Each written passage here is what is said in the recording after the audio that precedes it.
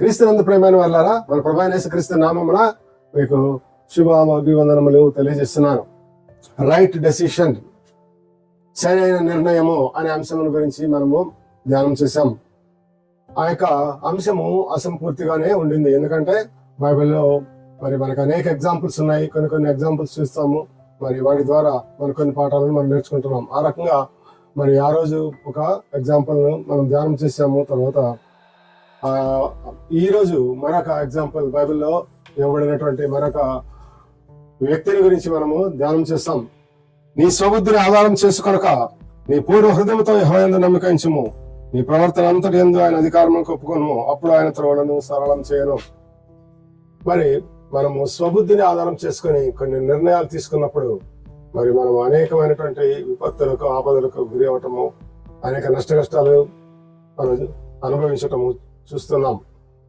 మరి అదే విధంగా మన ప్రవర్తన అంతటి ఆయన అధికారానికి ఒప్పుకొని మరి ఆయన యొక్క చిత్తానుసారంగా మనము నడిచినప్పుడు దేవుడు ఆ మార్గాన్ని సరళం చేస్తామని చెప్తున్నాడు. ఆ విధంగా ఈరోజు ఒక బైబిల్ ఎగ్జాంపుల్ తీసుకొని మరి ఆ వ్యక్తి మరి దేవుని యందు తన స్వబుద్ధిని ఆధారం చేసుకొనక తన ప్రవర్తన ఎంతటి యందు ఆయన అధికారానికి ఒప్పుకున్నప్పుడు మరి ఏ విధంగా ఆ వ్యక్తి తన జీవితంలో విజయం సాధించాడు అనేది చూస్తాం. అదే విధంగా ఏ విధంగా తన యొక్క ప్రవర్తన దేవుని అధికారానికి ఒప్పుకొనక తన స్వబుద్ధిని ఆధారం చేసుకొని నిర్ణయాలు తీసుకున్నప్పుడు ఏ విధంగా అతను పతనమయ్యాడు అనేటువంటి విషయాలను కూడా మనము చూస్తాం. ఇటువంటి ఎగ్జాంపుల్స్ బైబిల్ అనేకం రాయబడినాయి.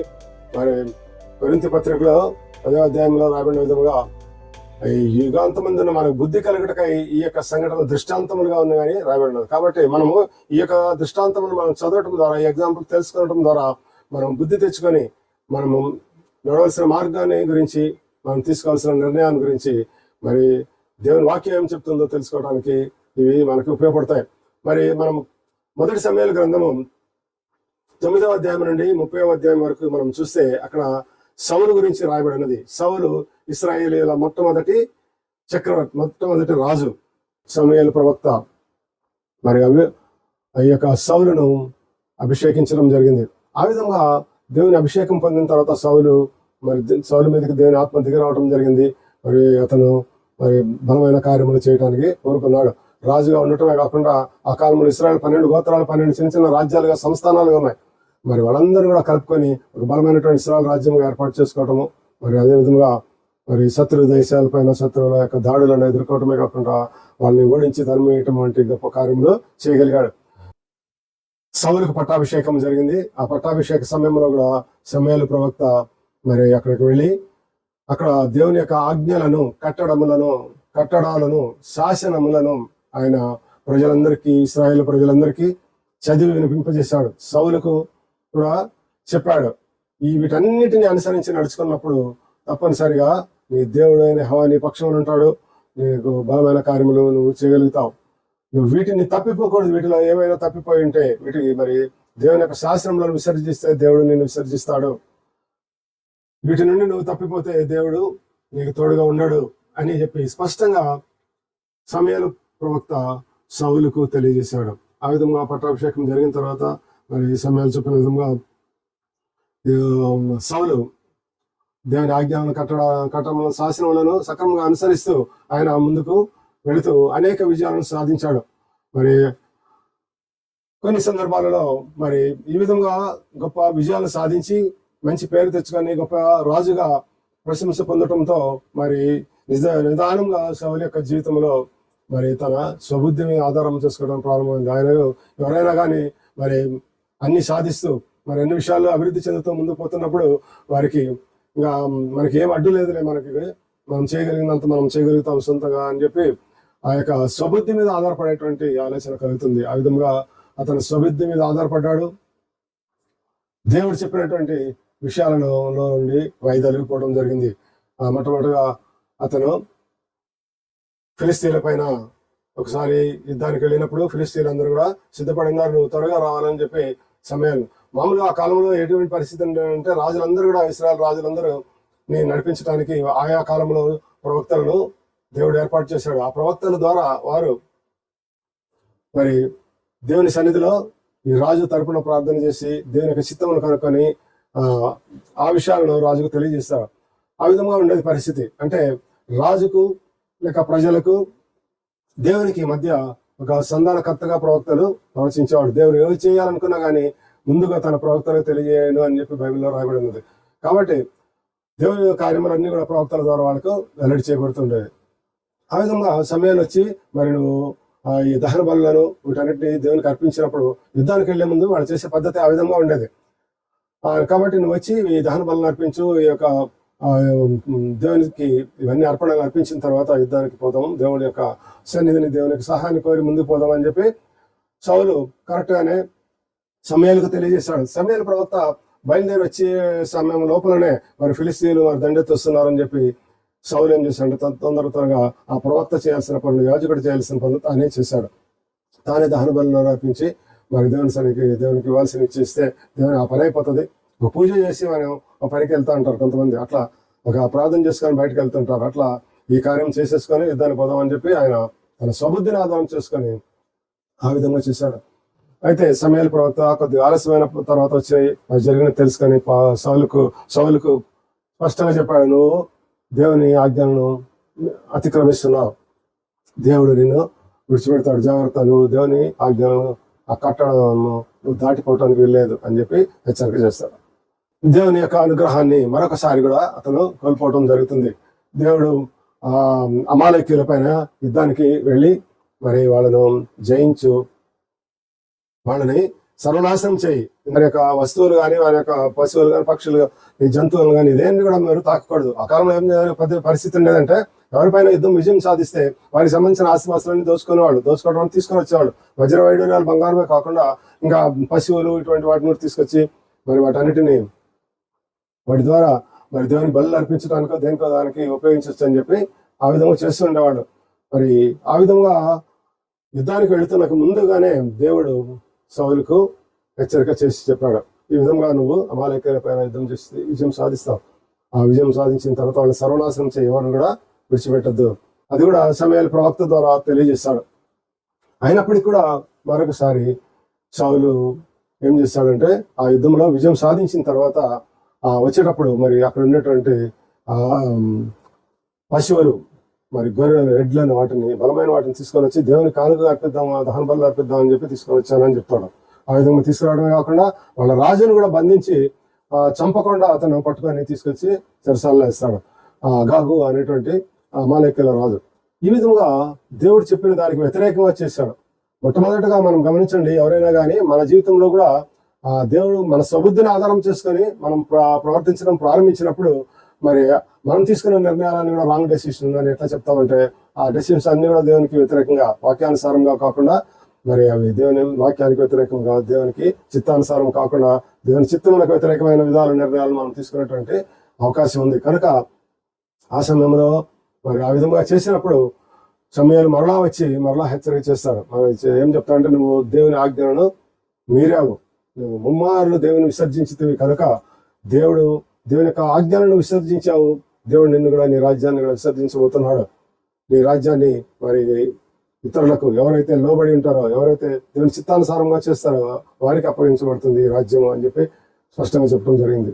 అప్పుడు సౌలు ఎంతో భయపడతాడు. భయపడినప్పటికి కూడా మరి వెంటనే మరి దేవుని సన్నిధిలో మోకరించి ప్రార్థన చేసి తన తప్పు తెలుసుకొని మరి సమయాల ప్రవక్త దగ్గర ఇది సరి చేసుకొని ఉంటే బాగుండేది. ఆ విధంగా కాకుండా హృదయాన్ని కఠినపరుచుకున్నాడు. ఎప్పుడైతే మరి మన క్రైస్తవ జీవితంలో మనం చూస్తుంటాం, మరి దేవునికి వ్యతిరేకమైన కార్యం మనం చేసినప్పుడు, మన స్వబుద్ధిని ఆధారంగా చేసుకొని మనం ప్రార్థన చేస్తున్నప్పుడు, ముందుకు పోతున్నప్పుడు మరి దేవుని యొక్క హెచ్చరిక దేవుడు హెచ్చరిస్తాడు. మరి ఆ కాలంలో ప్రవక్తల ద్వారా మాట్లాడి చెప్తూ ఉండేవాడు, మధ్యవర్తిగా ఉన్నాడు. ఈ కాలంలో ప్రవక్త ఎవరు? ఈ కాలంలో ప్రవక్తలాగా పరిశుద్ధాత్మ దేవుడు మన హృదయంలో ఉంచాడు. పరిశుద్ధాత్మ దేవుడు మన సాక్షి మనకి గుర్తు చేస్తుంటాడు, నువ్వు తప్పు చేస్తున్నావు, నువ్వు దేవునికి వ్యతిరేకంగా పోతున్నావు అని గుర్తు చేస్తుంటాడు. ఆ మనసాక్షిని మనం కాపాడు కనుక ఆ పరిశుద్ధాత్మ దేవుని యొక్క మాటలను మనం గ్రహించకుండా మరి దేవుని యొక్క వాక్యం ద్వారా దేవుడు మాట్లాడుతుంటాడు. ఈ విధంగా ప్రవక్తలతో దేవుడు మాట్లాడాడు. ఆ విధంగా ఈ కాలంలో నూతన నిబంధన కాలంలో దేవుడు వాక్యం ద్వారా మనతో మాట్లాడుతున్నాడు. వాక్యానుసారంగా కాకుండా సొంత నిర్ణయాలు తీసుకున్నప్పుడు మరి సౌలు లాగా హృదయాన్ని కఠినపరుచుకునేటువంటి పరిస్థితి వస్తుంది. కొంతమంది రాంగ్ స్టెప్ అవుతున్నా చెప్తుంటే హెచ్చరిక చేస్తుంటే ఇంకా అట్లాగే పోతారు, ఇంకా వాళ్ళ హృదయాన్ని కఠినపరుచుకుంటారు. అప్పుడు వారు అధోగతికి పోవటాన్ని మనం చూస్తాం. ఇక్కడ కూడా సౌలు అదే చేశాడు. మరొక వారు అక్కడ దావీదు గొలియాతును చంపి వచ్చిన తర్వాత దావీదు మీద అసూయ పెంచుకున్నాడు. అక్కడ ఉండే ప్రజలందరూ కూడా ఉత్సాహంతో దావీదు వెనక అందరూ కూడా నాట్యం ఆడుతూ మరి జయ జయ నినాదాలు చేస్తూ దావీదుకు 10,000 సౌలుకు 1000, దావీదుకు 10,000 అని చెప్పడం మరి వాళ్ళ యొక్క కృతజ్ఞతలు లేక వందనాలు జయజయలు పలుకుతూ వచ్చారనమాట. అది ఆ మాటలు విన్నప్పుడు సౌలు హృదయం ఎంతో కఠినపరుచుకున్నాడు. అసూయ ద్వేషం అంతా రగిలిపోయాడు. ఈ దావీదు నేను రాజు అయితే నన్ను పొగడకుండా నాకన్నా ఎక్కువగా 10,000 దావీదుకు సౌలుకు 1000 అని చెప్పి పొగుడుతున్నారని చెప్పి ఈ దావీదు విషయంలో అతను ఎప్పుడైనా కానీ ఒక వ్యక్తి ఎవరైనా మనకు సహాయం చేసినప్పుడు ఆ వ్యక్తి ద్వారా దేవుడు మనకి సహాయం ఇస్తున్నప్పుడు ఆ వ్యక్తి మీద ద్వేషం పెంచుకుంటే అది చాలా అవివేకమైన పని. అదే స్వబుద్ధి. ఆ స్వబుద్ధి అటువంటి స్వబుద్ధి మంచిది కాదు. కాబట్టి దేవుడు మనకి మంచి హృదయాన్ని మంచి ఆలోచనలు ఇచ్చేటువంటి పరిశుద్ధాత్మ దేవుని ఇచ్చాడు. దేవుని వాక్యానుసారంగా జీవించడానికి వాక్యం ఇచ్చాడు. కాబట్టి ఆ రకంగా సౌలు ఏం చేశాడంటే దావీదు మీద విషపు చూపు నిలిపాను అని రాయబడి ఉంటుంది. దావీదు మీద విషపు చూపు, ఆ విషపు చూపు అనేటువంటిది చాలా ప్రమాదకరమైనది. అది అసూయ ద్వేషములకు ప్రధాన కారణము.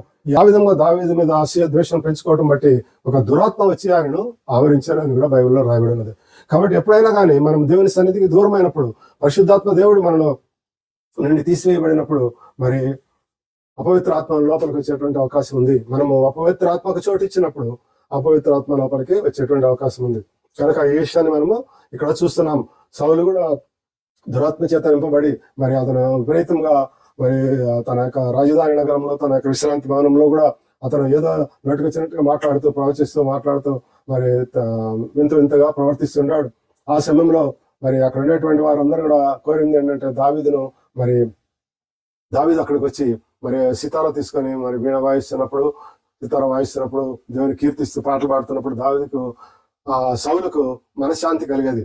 సౌలు మరలా మామూలు స్థితిలోనికి వచ్చేటువంటి పరిస్థితి జరుగుతుండేది. ఆ విధంగా దావీదే పోయి మరలా దావీదు మీద అసూయ పెట్టుకున్నటువంటి సౌలును మరి అతను కూల్ డౌన్ చేయడానికి అతన్ని మరి అతని మనసుకు శాంతిని కలిగించడానికి ఆ విధంగా కీర్తనలు పాడుతూ సంగీతాన్ని వాయిద్యాలను వాయిస్తుండేవాడు.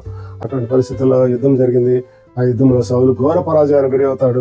మరి ఆ గిల్బోవ పర్వతం మీద సౌలు మరణిస్తాడు. తన 3 కుమారులు మరణిస్తారు. తన సర్వస్వాన్ని కోల్పోతాడు. చనిపోయిన విధానాన్ని చూస్తే చాలా హృదయ విధారకంగా ఉంటుంది. దేవుడు మనకి ఇచ్చినటువంటి వాక్యము మనము స్వబుద్ధి మీద ఆధారపడక ఈ ప్రవర్తన అంతటి ఆయన అధికారానికి ఒప్పుకోవడము ఈ పూర్ణ హృదయంతో ఆయన నమ్మిక ఉంచుకునే విశ్వాసం. ఆ విశ్వాసాన్ని బట్టి మనకి కార్యములు జరుగుతుంటాయి. మనం ఎంతగా మన హృదయాన్ని మన పూర్ణ హృదయంతో, పూర్ణ ఆత్మతో, పూర్ణ బలముతో, పూర్ణ మనసుతో ఆయన ప్రేమించినప్పుడు దేవుడు తప్పనిసరిగా మన హృదయాన్ని పరిశీలించి చూస్తూ ఉంటాడు. ఆయన మనకి సహాయపడటానికి ఎప్పుడు కూడా దేవుడు సిద్ధంగా ఉన్నాడు. ఆయన చిత్తానుసారంగా మనం ఏది అడిగినానో ఆయన మనకి సహాయం చేయనని బైబిల్ గ్రంథం రాయబడినది. కాబట్టి మనం దేవుని చిత్తానుసారంగా మనం జీవిస్తాం, దేవుని వాక్యానుసారంగా జీవిస్తాం. మరి దేవుని యొక్క సహాయాన్ని కోరుకొని మన జీవితంలో ముందుకు పోదాం. మరి 32వ కీర్తనలో రాయబడిన విధంగా దేవ ఉపదేశం చేయము, నడవలసిన మార్గం బోధించము, దృష్టించి నాకు ఆలోచన చెప్పమని చెప్పి ప్రార్థన చేసినప్పుడు దేవుడు మనల్ని నడిపిస్తాడు. దేవుని యొక్క నడిపింపులో మనం విజయం సాధించే వారిగా ఉందాం. మన జీవితంలో అపజయములు మరి నష్ట కష్టములు ఉండకూడదు అనేది దేవుని యొక్క ఉద్దేశం. కనుక దేవుడు ఈ యొక్క వాక్యం ద్వారా మనకు నడవలసిన మార్గాన్ని బోధిస్తున్నాడు. ప్రార్థన చేసుకుందాం. మహాపరిశుద్ధుడైన మా పరలోకపు తండ్రి, మీ వాక్యములని సత్యములను మాకు తెలియజేస్తున్నారు ప్రభా. మరి బైబిల్లో పాత నిబంధన గ్రంథంలో రాయబడినటువంటి దృష్టాంతములు మాకు బుద్ధి కలుగుటకాయ, యుగాంతమందున మాకు బుద్ధి కలుగుటకాయ రాయబడిన విధముగా మేము ఈ యొక్క దృష్టాంతం చదివి బుద్ధి తెచ్చుకోవడానికి సహాయం చేయండి. మరి నూతన నిబంధన కాలంలో దేవుడు పాప క్షమాపణ చేశాడు. మరి పరిశుద్ధాత్మను మన హృదయంలో ఉంచాడు. అయితే అపవాదికి చోటు ఎక్కడని నూతన నిబంధన అనేక చోట్ల దేవుడు వాయించాడు. ఆ మాటను బట్టి మేము అపవాదికి చోటు ఇవ్వకుండా చేయండి. మరి ఆ అపరాధములను హృదయంలో దాచిపెట్టుకున్న వర్ధలుడు వాడు ఒప్పుకొని విడిచిపెట్టేవాడు కనికరం పొందులని వాక్య ప్రకారం మా యొక్క అపరాధమును తప్పిదములు చేసినప్పుడు ఒప్పుకొని విడిచిపెట్టినప్పుడు మరి మీ యొక్క కనికరమును పొందుతాం, మీ యొక్క సహాయాన్ని పొందుతాం, మీ యొక్క ఆశీర్వాదముల ద్వారా మేము మా జీవితంలో ఉన్నతమైన స్థానానికి వస్తామని మీ వాక్యం తెలియజేసినందుకే మీకు స్తోత్రం చేస్తూ అటువంటి గొప్ప భాగ్యం అందరికీ దయచేయమని అడుగుచు యేసు నామములో ప్రార్థిస్తున్నాం తండ్రి, ఆమేన్. మన తండ్రి అయిన దేవుని ప్రేమ కుమారుడు యేసు క్రీస్తు ప్రభువు కృప పరిశుద్ధాత్మ దేవుని కన్యైన సహవాసం మనందరికీ నిపుణులకు సదాకాలం తోడైందని గాక, amen. Praise the Lord. God bless.